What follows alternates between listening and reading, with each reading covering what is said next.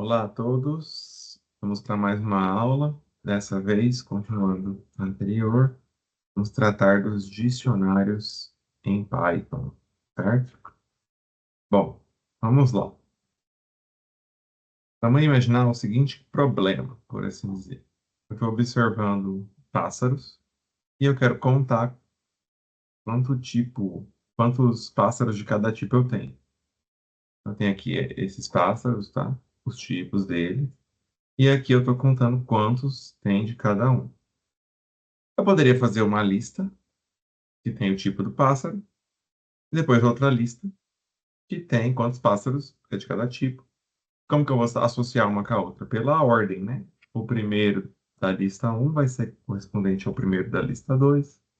Então, por exemplo, aqui, se você olhar abaixo, deixa eu ligar o nosso laser, eu tenho tipos de pássaros, falcão, falcão, hawk, osprey, e quantos tem de cada um. Se eu chamar kinds índice zero e counts índice zero, eu vou encontrar o tipo e quantas vezes ele apareceu. Isso é uma forma de resolver esse problema, que a gente chama de listas paralelas. Então, vamos pegar aqui eh, esse caso. Ó, that, new sighting, kinds, counts, sightings. Então, adiciona um novo sighting, né? Um novo sighting, a lista paralela de tipos e contagens. Se o site não estiver no tipo, ou seja, se aquela espécie, se aquele pássaro não estiver no tipo de pássaro, o que eu vou fazer? Vou fazer kinds.append e vou colocar o novo pássaro, certo? Aí eu vou pegar o índice, kinds.index do sighting, vou pegar o índice em que esse pássaro foi colocado e vou fazer um counts naquele índice, counts ind mais um. Pergunta: qual pedacinho de código, né? Esse pedacinho aqui, missing code, tá faltando no lugar do código ausente? Pensa um pouquinho. Você com certeza colocou o tipo na lista de tipos, né? Porque você veio no append aqui. O que que tá faltando?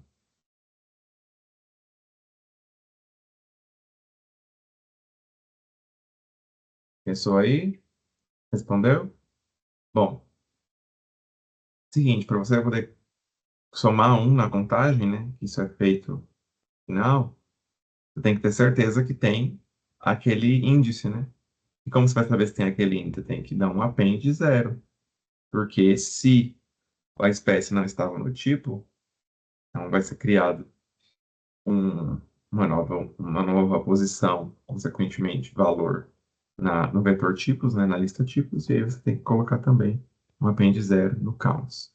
Se ele já tiver, vai ser só incrementar um. Se ele não tiver, aí vai incrementar zero mais um, vai ficar um. Ok? Perfeito. Agora, outra forma de fazer isso em Python é por meio dos dicionários. Como que é criado um dicionário? Nós vamos falar mais detalhadamente, né? Mas de maneira bem resumida, o dicionário é criado entre chaves. Ele é definido por uma chave e um valor. Então, aqui eu estou falando Peregrine Falcon, é a chave. Valor um é o espaçamento, né? A separação dos dois, melhor dizendo, com dois pontos. Harrier Falcon, dois pontos, 5. Rock, dois pontos, 2. Então, aqui eu estou criando como se fosse, aspas, tá? Listas paralelas, numa estrutura única, que é o que a gente chama de dicionário. E perceba que para adicionar esse. Fazer a mesma coisa que a gente fez no código anterior, né? Adicionar uma nova espécie, olha como o código é mais simples. Se a espécie não tiver no bird dict, que foi assim que foi chamado, né? Bird dict, o que eu faço? Bird dict sighting igual a zero. Automaticamente ele já vai criar uma chave sighting, que é a nova espécie, né? Com valor zero. E eu só vou somar um. word dict site mais um, porque se ela já existe, ou se ela foi criada agora, não importa, né? É só você somar um no valor dela. Em comparação com a lista paralela, aqui eu tenho só um dicionário, eu não tenho dois. Lá a gente tinha, no slide anterior, qualquer um deles, né? Kinds e counts. Aqui eu tenho só um, bird dict, que já tem as duas informações, tanto a espécie quanto quantas vezes. E eu não preciso chamar um índice para pesquisar a lista inteira. É exatamente fazer aquilo, if citing not in kinds. Que é a mesma coisa que a gente viu que deu um probleminha lá naquele problema dos e-mails, porque eu tinha que ficar pesquisando na lista toda se estava na lista. Aqui eu não preciso, certo? Porque agora eu tenho um dicionário e não mais uma lista. Então, a partir dessa primeira visualização, já dá para vocês entenderem que o dicionário ele não tem ordem, da mesma forma que quem? Que os sets, que os conjuntos. Então, tá nessa ordem que eu inicializei aqui, mas essa ordem não precisa ser preservada. O que é preservado no dicionário é o valor, o chave e valor. Isso sim é preservado, mas não a ordem. Então, vamos lá. Dicionário é uma coleção desordenada de objetos representados na forma chave e valor, onde chave é usada para referenciar um determinado valor. As chaves só podem ser de um tipo imutável. Então, as chaves têm que ser inteiros, floats ou strings. A tupla também pode ser aceita como chave de um dicionário, mas ela não pode ter uma lista dentro da tupla. Basicamente, isso aqui é para dizer que a chave não pode ser uma lista, tá bom? Porque a lista é mutável. Os dicionários não têm índice e não podem ser fatiados. Fatiado é a operação de slice. Os dicionários são mutáveis de forma que a qualquer momento você pode inserir ou remover itens. Como que cria um dicionário vazio? Chaves vazias. Lembrem-se que o set também é definido entre chaves, só que não é assim que eu crio um set vazio. É set, abre e fecha parênteses. Tá bom? Para criar um dicionário com alguns valores, tem duas maneiras. Uma é essa, né? Dic, chave um valor um chave 2 valor 2 etc, né? Começo de baixo aqui que tem um dicionário, em que eu falo o nome da pessoa e que linguagem que ela programa. Júlio C, Jaime Python, Ana Ruby, Cláudia Java e Mauro PHP. Essa é uma das formas. Outra forma de criar o dicionário é você ter uma lista de tuplas e você usar a palavra-chave dict, ok? Então, eu passo dict em uma lista de tuplas. Então, eu tenho aqui a tupla Júlio C, Jaime Python, Ana Ruby, Cláudia Java, Mauro PHP. Coloco tudo entre listas, né? Então, a lista é definida por colchetes, a tupla é definida por parênteses. Então, aqui eu tenho uma lista de tuplas e uso o dict. Vai transformar isso num dicionário. Vamos lá. O que a gente tem de particularidade dos dicionários? As chaves, elas são imutáveis. Você não muda a chave. A chave, uma vez definida, ela vai permanecer. Aí você vai ter que ou eliminar e adicionar uma nova, né? Se você precisa mudar, entre aspas, ela, porque você não pode removê-la, mudar ela diretamente. Mas os valores, sim. O valor é mutável ou imutável. Então, você consegue modificar o valor. Depende do que você coloca lá no valor. Se você põe um um valor com uma estrutura que é mutável ou não. Por exemplo, um inteiro, você consegue somar, adicionar, você consegue modificar o valor dele, tá bom? Para você é, adicionar a chave e o valor, você pode usar a estrutura D entre colchetes. Você coloca K a chave e põe para receber o valor V. Então, isso aí já vai automaticamente adicionar a chave K com o valor V. Ah, mas e se eu tiver a chave K? Aí você vai substituir o valor, certo? Para copiar todos os pares, chave e valor, tem o método update. Para copiar outro dicionário, você tem o método dict, certo? E update e dict funcionam como uma sequência cujos elementos são todos de comprimento 2, certo? A gente vai ver isso com mais calma no código. Tamanho do dicionário, pode usar a palavra-chave len, a gente já viu isso, né? Então, tranquilamente.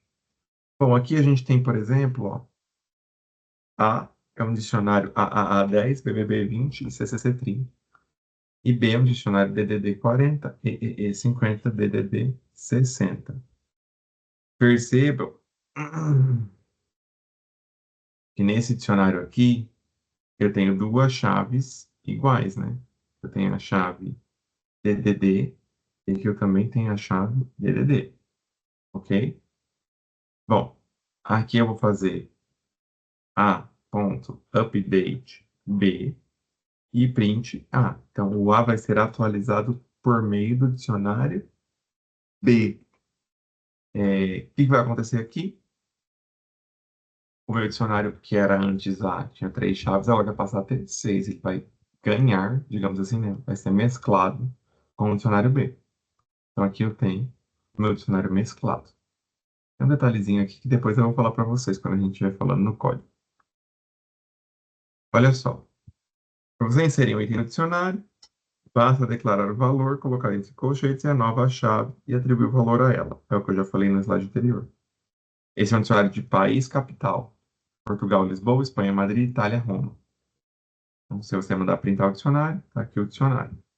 Se eu quiser adicionar a França, coloco de, que é o nome do dicionário, entre colchetes França, igual o valor que eu quero é Paris. Que eu tenho um novo dicionário que eu adicionei essa nova chave. Ok? Perceba que não conserva a ordem, né? Então, o dicionário inicial era Portugal, Espanha, Itália. Tanto o anterior quanto este começa com Espanha, não tem ordem. O que tem é o conjunto, chave e seu valor. Bom, se eu precisar alterar o valor no dicionário, ou substituir, é só atribuir um novo valor, né? Aqui, por exemplo, já eu programa em Python. Mas agora eu quero falar aquele programa em PHP. É só chamar de, entre colchete Jaime, e recoloca o valor PHP, tranquilamente. Perceba que Jaime recebe PHP, a chave Jaime tem o valor PHP atribuído, e a chave Mauro também, não tem nenhum problema os valores serem repetidos. Se eu quiser remover, é só utilizar a função del. A função del, ela vai remover é, aquele item do dicionário. Muitas vezes a gente chama de item do dicionário o conjunto chave-valor. Se eu pedir para remover Mauro, como está aqui, eu vou remover sua chave, a chave Mauro, e, consequentemente, o valor que estava atribuído a ela, no caso era PHP. Então, aqui tem um dicionário de tamanho 5, removendo Mauro, eu fico com um dicionário de tamanho 4. Bom, para verificar se tem uma chave no dicionário, operador in, a gente já está bem acostumado com ele, né? Utilizamos em strings, utilizamos em listas, também permite ser utilizado no dicionário, certo? Então, para você verificar se existe uma chave no determinado dicionário. Isso pode ser importante dependendo da operação que você for fazer. Então, aqui foi criada uma pequena função, existe chave, deve existir chave, tem que passar a chave que você quer procurar, e o dicionário está retornando chave em dicionário. Como é um in, né? Vai retornar um valor booleano, true ou false. Então, né, da mesma forma que, só para mostrar os exemplos, né? Ana, naquele dicionário de programação a gente lembra que tinha, Pedro também tinha, C também tinha, perdão, aqui eu estou olhando nas chaves, né? Essa outra foi feita uma função para verificar se tem o valor. Então, para verificar o valor, eu não posso mais chamar o dicionário, como está aqui. Eu tenho que chamar dicionário ponto velho. Aqui eu vou ter só os valores do dicionário. C tem, C++ não tem. Aqui a função é outra, existe valor. Bom, se eu quiser obter o valor de uma chave, é só chamar de K. Se o K não existir, vai dar erro. Por isso que você precisa, por exemplo, dessa função. Existe valor, por isso que você chamar de K e não tiver a chave K, vai dar erro. Outra forma de fazer isso é chamar o get, o método get. Porque aí você pode falar d.get aquela chave. Se não tiver, não vai dar erro, mas ele vai retornar none. ok? Se o segundo parâmetro for fornecido, ao invés de você ter none nesse método get, você vai obter o valor que você passou de parâmetro, né? Por exemplo, às vezes é uma operação numérica, aí o none vai te atrapalhar na operação numérica, aí você coloca zero, por exemplo, nesse segundo parâmetro. Vamos olhar esse caso aqui. Que dicionário D é criado pelo código a seguir? Pensa aí um pouquinho e responde.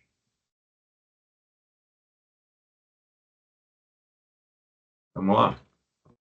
A gente tem um dicionário aqui, D, entre chaves 3 4. Então, D5 é que eu estou criando a chave 5, que vai receber qual valor? D.get 4,8. Vamos lembrar? O get vai lá buscar que valor que está na chave 4. Tem chave 4? Não tem. Então, retornaria none. Só que eu passei o segundo parâmetro, então ele vai retornar 8. Então, eu estou criando aqui chave 5, valor 8. Então, agora meu dicionário é 3, 2.4,5, 2.8. Depois, eu estou criando a chave 4, D4.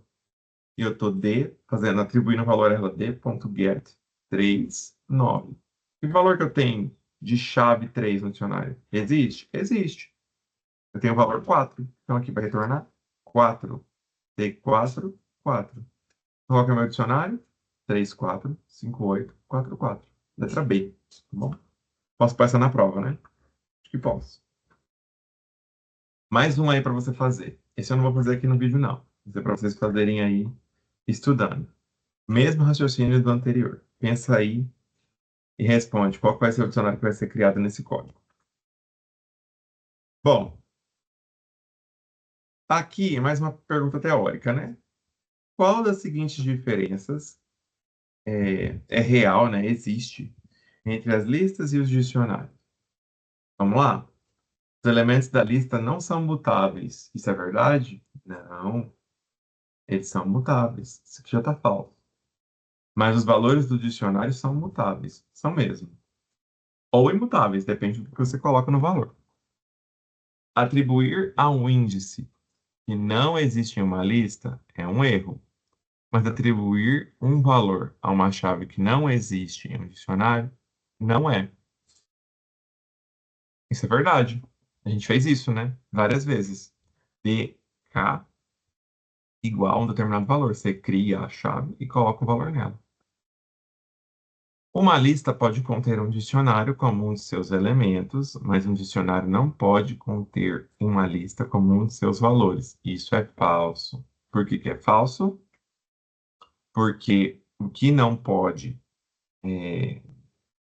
o dicionário não pode conter é uma lista como uma de suas chaves, porque a chave é imutável. Há um construtor dict que cria um dicionário a partir de um objeto adequado. A gente já viu que objeto é esse, né? É uma lista de tuplas. Mas não é um construtor de lista que cria listas de forma semelhante. É falso. Tem sim, chama list. Nós usamos ele para criar listas a partir, por exemplo, de range. Bom, aqui alguns métodos de dicionário, né? Keys, ele vai recuperar as chaves de um dicionário. Values, vai recuperar os valores de um dicionário. E items, vai recuperar os pares de um dicionário. Todas essas opções de retorno, elas funcionam como listas. Elas não são listas. Elas só aparecem como listas. Se você precisar da lista mesmo, tem que usar o construtor que estava lá na questão anterior. List de.keys. Aí você consegue realmente obter uma lista que vai ter todas as chaves do dicionário. O dicionário, ele mapeia frequências, né? Frequências de ocorrência de alguma coisa. Às vezes, você vai precisar do dicionário invertido. Por exemplo, para responder a pergunta, qual pássaro é o que mais aparece? Você vai precisar do dicionário invertido. Então, é esse dicionário aqui, né? Inverso. Tem a quantidade de vezes e depois o tipo. Se um dicionário mapeia K para V, o dicionário invertido mapeia V para K. Considere o dicionário, então, por exemplo, 3, 2, 3. Não dá para inverter. Por quê? Porque aqui eu vou ter 3, 1, 3, 2. Era esse detalhezinho que eu queria comentar com vocês. Tinha um errinho nesse slide anterior, né? Não sei quem imaginou. Esse aqui não dá certo, porque eu tenho dois dicionários com a mesma chave, né? Então eu tenho esse probleminha. Provavelmente da figura que eu peguei, que queria escrever, devia ser FFF 60. Depois a gente vai testar isso aqui no Colab para vocês verem o probleminha que aparece aqui. Mas enfim, a mesma coisa aqui. Então, a complicação aqui é que se você for inverter o dicionário, se você tiver, por exemplo, dois tipos de pássaro, pensando nesse exemplo do pássaro, né? E tem o mesmo valor, por exemplo, aqui não tem, né? 1, 5, 2 e 11, não tem nenhum problema. Mas se tiver, é, você vai ter duas chaves iguais. Então, o que que você pode fazer? Você pode mapear chaves para listas de valores, para evitar essas possíveis colisões ou é, esses valores iguais nas chaves. Tem que tomar cuidado aqui na hora de falar, porque valor é uma coisa, chave é outra, enfim. Então, por exemplo, invertendo aqui, né? 3, 2 pontos. Eu tenho dois valores associados a 3. 1 e 2. Então, aí resolveria o problema. Bom, mais um exemplo. Qual que é a melhor inversão desse dicionário aqui? Eu achei o dicionário 4, 2, 5, 4, 5. Pensando exatamente no que a gente viu há pouco, né? Se eu fosse inverter, aqui ficaria chave 4, chave 5, chave 5. A chave 5 vai se repetir. Então, para ela, eu vou colocar uma lista, né? Então, ficaria 5, 4 e 2. Ou 2 e 4, né? Isso efetivamente não muda nada. Porque essa lista é só para armazenar os valores. Mas, como a ideia é sempre tentar manter em lista os valores, a melhor inversão seria a letra B, né? Ou a letra C. Então, como ele fala, dois dos itens acima são bons, letra D. Por quê? Porque aqui eu estou colocando tudo em lista, né? Tudo que for valor fica na lista. Esse de cima também daria certo, mas ele não é igualmente bom. Justamente porque se eu tiver outro valor, outra chave, 4, um outro valor, aí eu vou precisar da lista, né? E o primeiro não está no formato de lista, valor. Olha só, aqui está o dicionário do mês de aniversário. Qual mês tem mais cobertura? E aí, pense um pouquinho. Pois a tradução aí não ficou boa, né? Que eu tinha feito. Mas qual mês está mais coberto, né? Tem mais aniversários durante o mês? Deu para entender a ideia, né? Se vocês olharem aí, é julho, né? Julho, eu tenho pessoas que fazem aniversário dia 17, 16 e 1.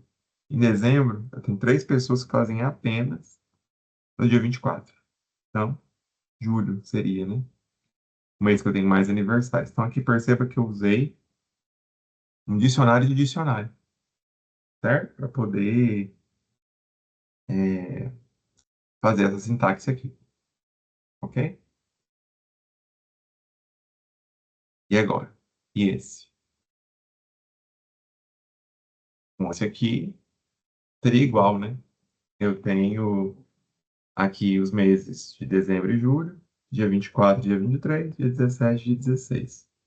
Em dezembro tem mais pessoas, né? A gente vê aqui no dia 24 tem Dan e Joe. Mas, em termos de dias, né? Eles estão igualmente cobertos. Muito bem, 7 nós já vimos. Vamos parar de ver slide, né? A parte teórica. E vamos para código. Só vamos mudar o que eu estou compartilhando, tá? Rapidamente.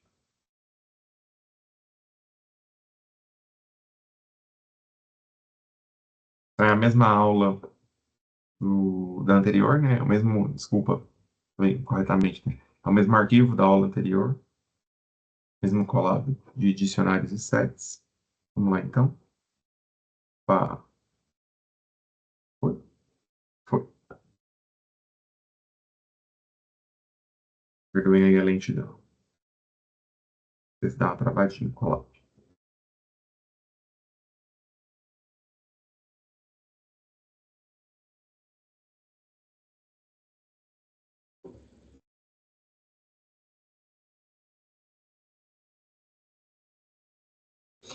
Bom, muito bem, vamos lá então para os dicionários.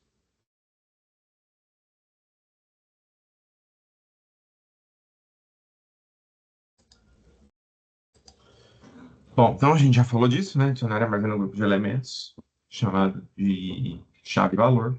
Dicionário não mantém ordem. Então, vamos lá. Que definiu o dicionário? Cut e gully. 4 e 3 são seus valores.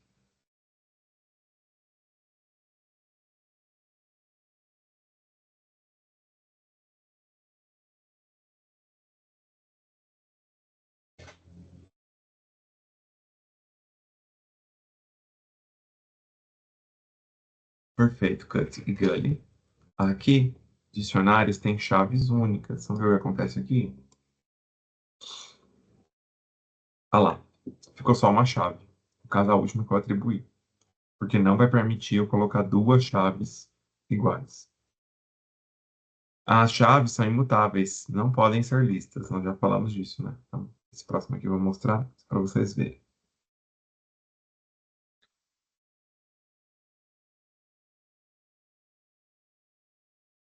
Tá um erro. Por quê? Porque a lista é imutável. Então, ele não aceita.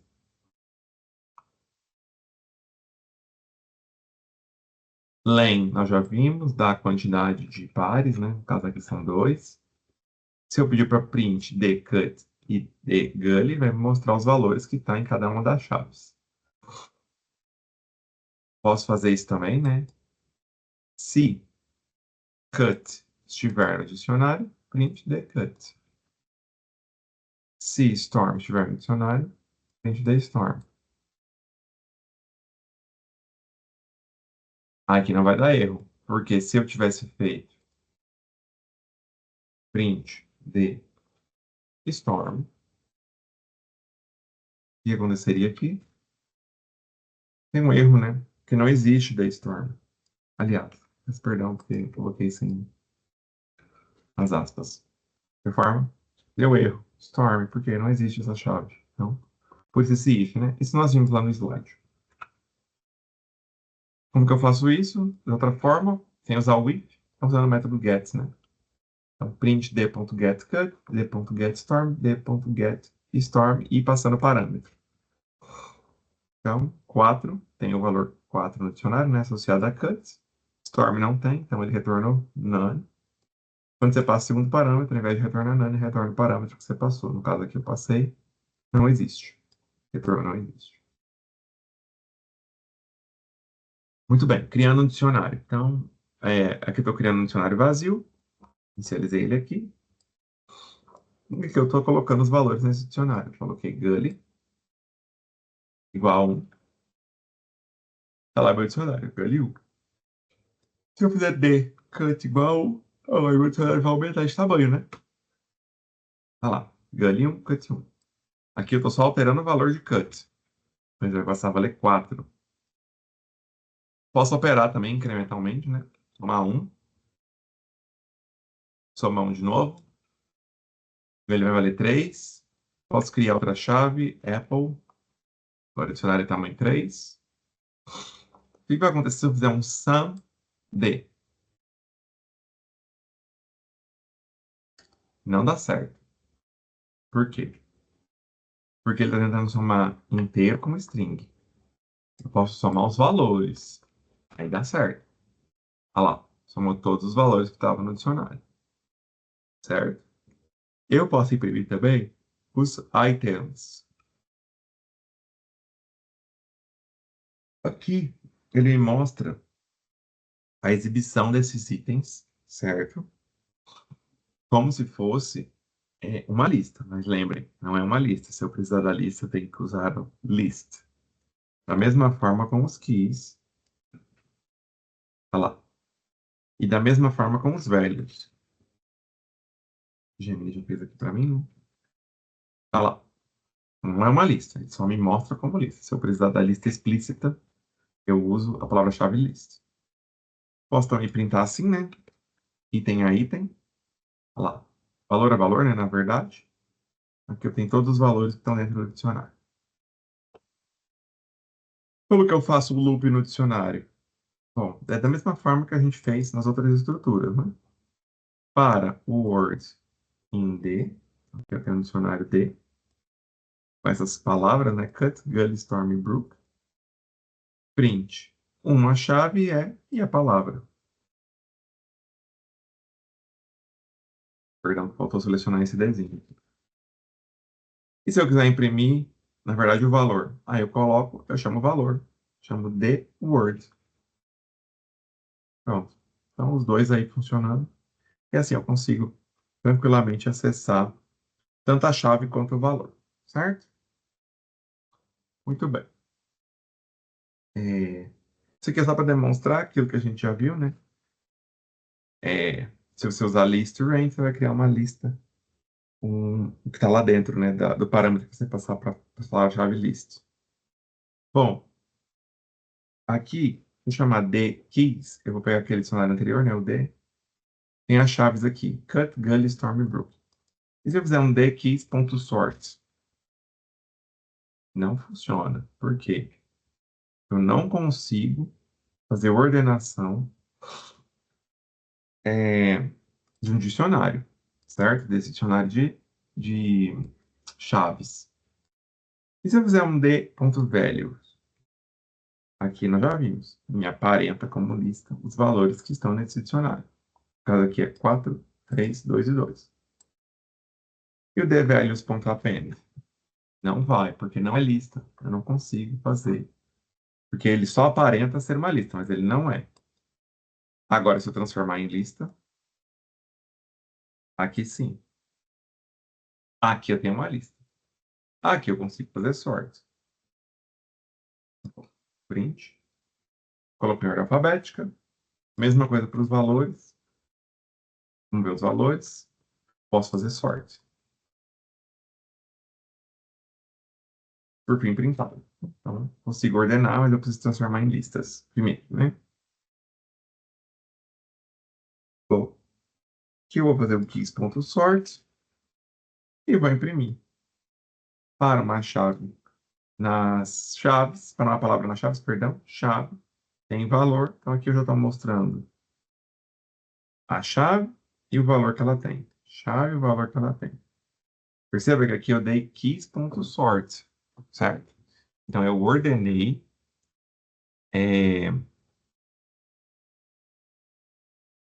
as minhas chaves por ordem alfabética. E para número em the values, que é nos valores do dicionário, né? Print number número. Então, o que eu tenho aqui? Eu tenho os valores que estão no meu dicionário, 4322, certo? Esse código aqui vai ser muito útil para um problema que a gente vai resolver no DMOJ. Vocês vão entender já já porque eu escolhi esse dicionário de palavras. Tá? Vai auxiliar vocês aí a resolver um probleminha. Aqui, pessoal, nós temos o D.items. Então, esse aqui me mostra os dois, né? Tanto chave quanto valor. Como se fosse uma lista. Mas não é lista. Se eu quiser lista, eu preciso fazer isso aqui. Olha lá. Perceba que os itens, eles são retornados como uma lista de tuplas. Então, para imprimir, aí você tem que chamar como as tuplas, né? Para pair in pairs, é uma lista de tuplas. Print pair 0, pair 1. Pair 0 é aqui, pair 1 é a chave, o valor, desculpa. E se você pedir o type, né?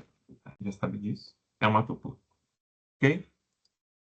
Perfeito. Então, essa parte teórica aí de dicionários e também a demonstração dela, nós já fizemos. Vamos agora, então, para um probleminha. Este problema.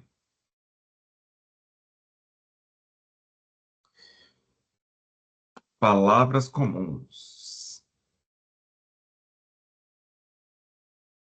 Ó, dada uma sequência de M palavras de um artigo de jornal e um inteiro K, encontre a késima palavra mais comum.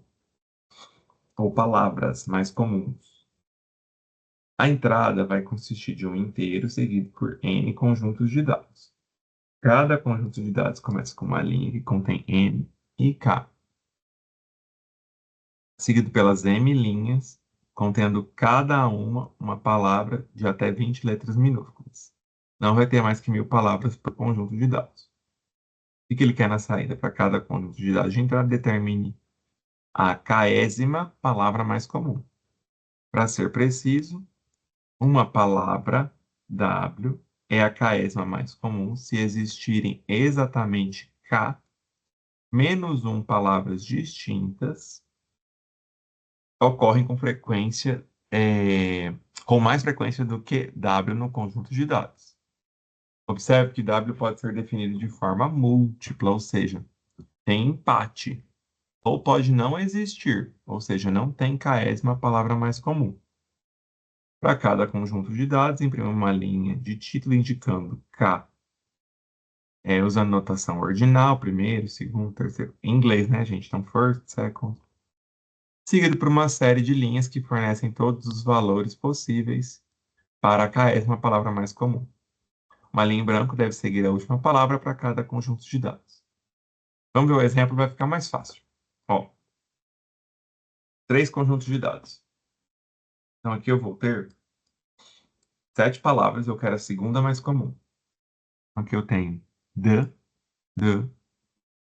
3 vezes, brown, uma vez, fox, uma vez, e red, 2 vezes. Qual é a segunda mais comum? É muito fácil, né? É red, parece 2 vezes. Depois eu tenho uma palavra, né? E eu quero a terceira mais comum, the. Só tem uma palavra, não existe terceira mais comum. Então, tem que sair vazio. Por fim, duas palavras, eu quero a primeira mais comum, the e wash. As duas empataram, né? As duas são a primeira mais comum. Então, eu tenho que imprimir as duas, the e wash. Eu quero que vocês tirem um tempinho, pausem o vídeo e tentem resolver esse problema. Que é como a gente faz em sala de aula. E aí, depois que vocês tentarem, vocês voltam aqui para ver a solução. Não colhem do colado, tentem fazer vocês mesmos. Tá bom? Bom, espero que vocês tenham tentado. Não estou aí para conferir, né? Mas espero que vocês tenham agido aí com ética, também para aprendizado de vocês. Vamos lá. Como que eu vou resolver esse problema? É, Ele é um problema simples, né? Se você olhar visualmente, mas na hora de implementar, muita gente fica com dúvida. O que você vai ter que fazer é basicamente um dicionário.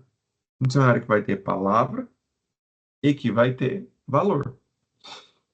Você vai ter palavra, valor. Depois, como você quer por ordem, né? Segunda, terceira, quarta. Você vai ter que inverter esse dicionário. Porque aí você vai pegar, vai poder ordenar as chaves, perdão. E por fim, pegar o valor mais comum que você deseja. Certo? Vamos lá então. Aqui é só uma demonstraçãozinha inicial para a gente resolver o problema. Ó, imagina que eu tenho o dicionário de palavras aqui.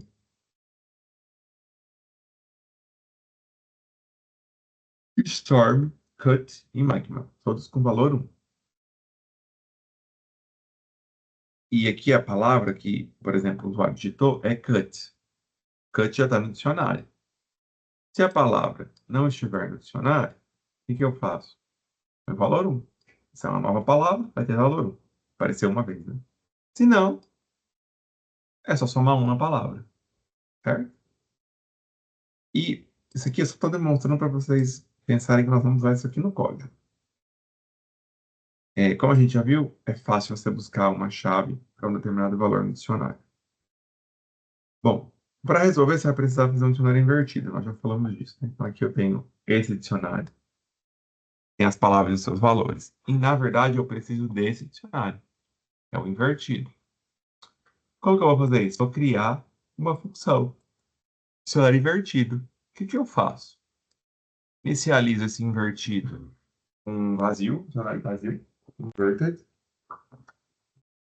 E aí, para que Em D, para cada chave no dicionário, o que que eu faço? Eu vou armazenar um número, que é o valor, né?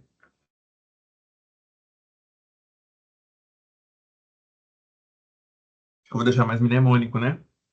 Vou colocar assim, ó. Velho, mais fácil, né? Se esse valor não estiver no dicionário invertido, o que que eu faço? Eu coloco. Se ele tiver, aí eu só dou um append, né? Coloco ele no final, os valores. Lembrando que aqui eu estou colocando todos os valores como lista, justamente para ter aquela boa prática, né, que a gente viu lá no slide, de quando você tiver é, chaves com valores repetidos. Isso é especialmente importante quando as suas chaves são números, tá? Porque inteiros, como é o caso aqui, vai acontecer, pode acontecer bastante. Olha só, vou rodar aqui, que eu tenho o dicionário A, B e C, e vou inverter ele.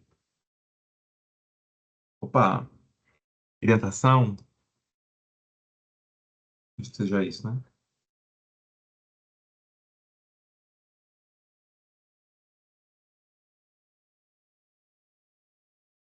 Mais um. Não. Vamos ver se agora vai dar certo.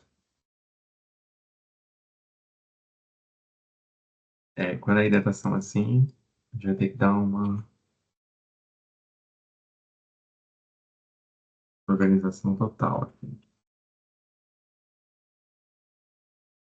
Vamos lá. Primeiro meu invertido, certo? Esse vai para frente. Esse está aqui.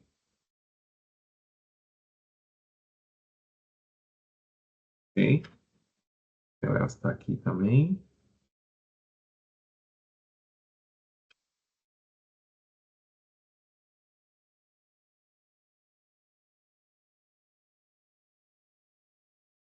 Hidratação. Pronto. Beleza. Agora sim. Olha lá. Inverti meu dicionário, coloquei ele já em lista. Da mesma forma aqui. Ó, se você não resolveu o problema na primeira tentativa, a partir desse código, para o vídeo e vai tentar resolver. Depois você volta aqui para ver o restante. Isso aqui é o que você vai precisar. A função de inverter o dicionário, é, ela vai ser importante, e aí você pode tentar resolver o problema. Então, me engana não, hein? Olha só. Vamos ver o problema aqui? Ah, aqui eu vou ter o problema de dentação, né? Deixa eu copiar essa função para cá, vai ficar mais fácil. Pronto. Então, olha só, a primeira coisa é definir a função invert dictionary. Primeiro valor que você vai receber é o número de conjuntos de dados, né? É o A. Estou falando que ele é um input. O dicionário vazio. Para ir no range do A, o que eu vou fazer? Vou receber um C, que é o input e split. Que tem lá no C, vamos lembrar? É isso aqui, né? 7 palavras, eu quero a segunda maior. E aí, vou transformar esse C que eu recebi em um B, que é uma listinha já com inteiros, né? Porque quando eu receber o C, ele vai ficar como strings. Beleza. Para J no range de B0 é o número de palavras, certo? D é igual a input, aí nós vamos fazer aquilo lá. Se eu já tiver essa chave no dicionário, na verdade aqui talvez eu podia ter colocado até, coloquei list, dict, keys, mas nem precisaria, né? Eu poderia só pôr dict, que é o dicionário que eu criei. Tudo bem. O que eu vou fazer? Dict, D, mais um. Eu vou somar um. Se não, eu vou falar para ele que é o quê? Que é um. É a primeira vez que aquela palavra aparece. Se não, vou somar mais um na ocorrência dela. Com isso aqui, eu já vou ter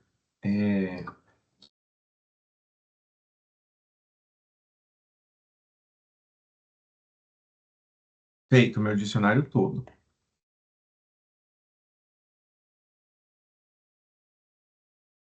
Hum,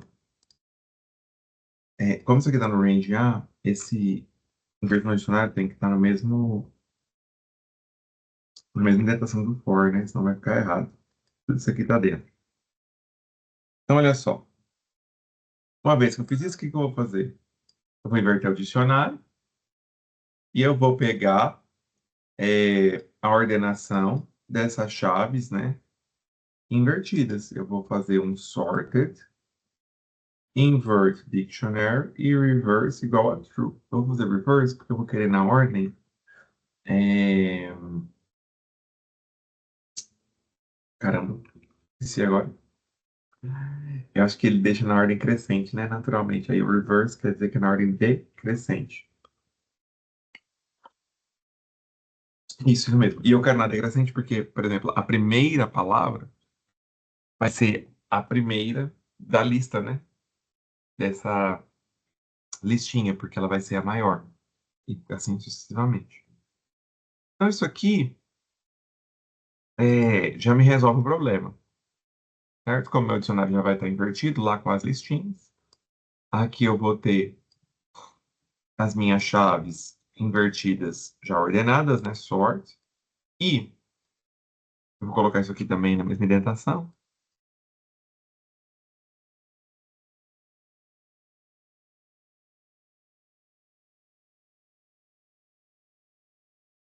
Isso aqui é só para colocar o finalzinho do inglês lá, né? First ST, second ND, third RD. E se não for nenhum deles, né? Aí eu vou colocar TH. Certo? Lembrando que o B1 é a segunda, terceira, quarta, o número ordinal de qual palavra repetida ele quer, né? Bom, e aí eu vou imprimir lá. Primeira, segunda, terceira, most common word. E vou pegar o dicionário invertido e vou chamar a chave que está invertida, né? Do dicionário invertido. Qual o valor? B1, que é, por exemplo, segunda, primeira, menos um. Por que eu tenho que fazer menos um? Porque a gente tem que lembrar que o nosso dicionário não inicia da primeira, e sim da zero. E vou imprimir. Aí você pode estar se perguntando, e se não tiver? O que vai acontecer? Quando eu chamar uma chave e não existe, o que eu posso obter? E aí, quem me diz? Nós já vimos lá no slide, hein? O que vai acontecer quando eu tento chamar uma chave e não existe? Vou ter um problema, não vou? Qual que é o problema que eu vou ter?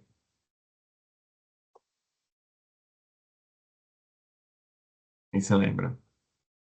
Dá um erro, né?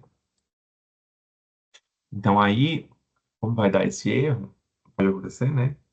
Outra forma que eu tenho de fazer isso, ao invés de fazer assim, né? É usar o método get. Então, assim, ó, em get,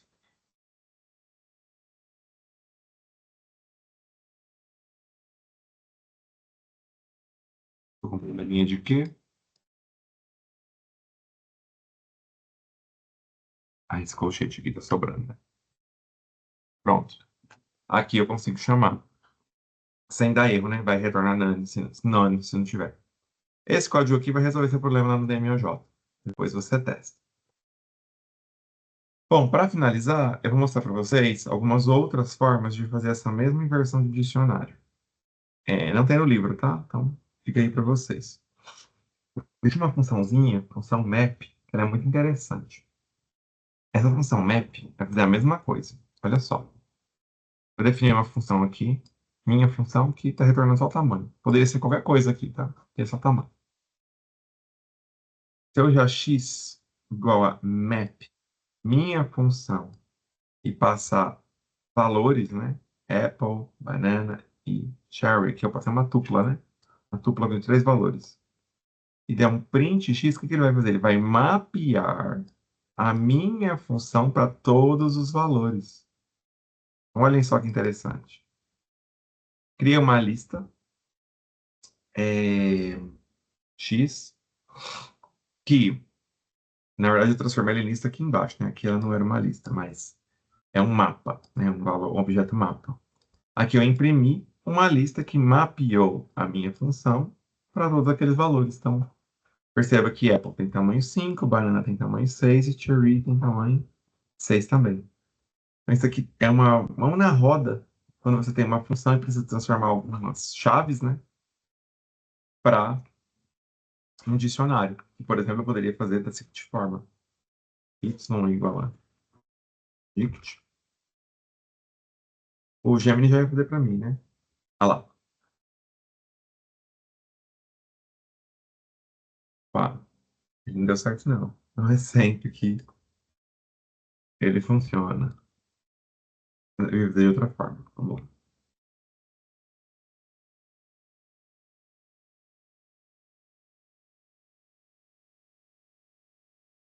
Map. Ah, ele não vai dar certo assim direto, porque aqui é um objeto mapa, né? E para transformar eu precisaria de um objeto lista de tuplas. Não. Vou mostrar essa sintaxe, não. Vou mostrar no de baixo, vai ficar mais fácil. Deixa assim por enquanto. Só para vocês conhecerem a função map aqui. Nesse de baixo é melhor. Então, olha só.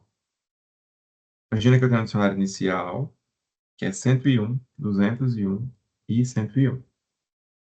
Tem as palavras Akshat, Ball e Funk. Eu tenho aqui o meu dicionário inicial. Vou mostrar ele. Peraí. Pronto. Tá aqui. 101, 201. Percebam que o Akshat foi eliminado. Por quê? Chaves comuns. Certo? Duas chaves 101. Se eu for inverter esse dicionário, o que que eu faço? Usa a função map. Ela já aceita isso aqui, ó. Reverse it. Você vai fazer a iteração reversa. E o meu dicionário, os itens do meu dicionário inicial. Então, aqui eu tenho facilmente o meu dicionário invertido. Percebam que isso aqui funciona quando eu não tenho esse probleminha aqui, ó, das chaves iguais. Se eu tivesse, não daria certo, ok? No caso aqui eu não consegui nem mostrar, porque quando eu criei o dicionário já ficou repetido, né? Mas eu teria esse problema. Outra forma também de fazer é usar o Dictionary Comprehension. Esse código, ele tinha um problema. Ah, eu corrigi o problema dele. Então, olha só. Eu estou mostrando isso aqui com valores repetidos para vocês verem as limitações, tá? Mas se não tivesse essa limitação nos seus dados, né, no seu problema, aí você pode utilizar. Cria um dicionário inicial, tem quatro chaves, todas elas com o mesmo valor. Akshat, Akshat, Akshat, Akshat. Então aqui eu tenho meu dicionário inicial. Tranquilo. Criar. O que que eu posso fazer? No meu dicionário inverso. V, dois pontos. K, se V não estiver no dicionário inicial. Se não, o que que eu faço? Eu faço o dicionário inverso, o INVDICT, o próprio valor que já está aqui, mais K para K, para cada valor que está no dicionário, certo? Isso daqui eu estava tentando fazer, é, ele fazer o dicionário reverso certinho, é, esse dicionário certinho para cada um desses valores, né? Da mesma forma que a gente fez lá, então teria que ter Akshat 401, 101, 201, 301, mas ele ainda não deu certo. Depois eu vou dar uma olhadinha nisso aqui. Mas, obviamente, né? Fazer isso aqui em Dictionary Comprehension fica bem mais confuso. Outra função que também faz isso é a função zip. Olha só, essa função mais uma vez. Então, mesmo dicionário, né? Parecido. 101 Akshat, 201 ball. E aí, o que eu vou fazer? Dict zip, o quê? Valores e keys. O zip permite você criar uma estrutura de dados, né, uma lista de tuplas, a partir de duas listas. Então, por exemplo, deixa eu só printar para vocês verem. Isso aqui. Isso.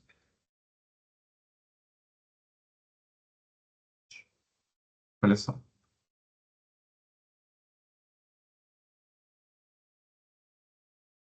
Só, no caso, sem ser o dict, né? Para vocês poderem ver o zip sozinho.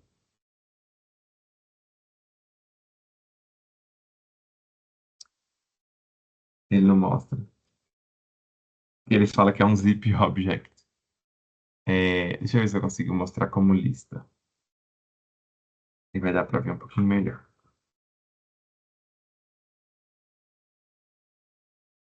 Ah lá, ele fez uma lista de duplas, certo? Então, quando você usa dict, uma lista de duplas, vira um dicionário. Então, aqui, você consegue facilmente criar um dicionário reverso. Por fim, outra funçãozinha do Python que permite a gente fazer isso é o lambda. O lambda, ele fica iterando em uma determinada sequência. A gente usa bastante ele para criar funções implícitas, né? Então, é uma forma também interessante. Aqui eu tenho meu dicionário inicial. E aqui eu vou criar meu dicionário inverso. Lambda. O que que eu vou fazer? Dicionário inicial, dois pontos, o quê? VK para KV, in, init, dict, items, para todos os itens. Então, para todos os itens, o que eu vou fazer? Eu vou inverter o meu VK para KV, né? Então, que era key e velho vai virar VK, valor e chave. Então, esse também é uma forma de você inverter o seu dicionário. Então, o lambda permite você ficar iterando, né? Como se ele fosse um for, se você parar para pensar, né? Dentro de uma determinada lista ou dicionário ou de uma estrutura que dá para iterar, tá bom? Ele funciona também bem com funções. A gente vai ver isso também na outra disciplina. A gente utiliza bastante Python, né? Que é a disciplina de cálculo computacional, tá bom? Bom, pessoal, é isso. Lembrem-se que esses últimos aqui são formas um pouquinho mais avançadas de criar dicionários, você não precisa delas, tá? Com aquela inicial que a gente mostrou já é o suficiente. Estudem esse tema do dicionário e eu vejo vocês na próxima aula. Muito obrigado pela atenção. E é isso.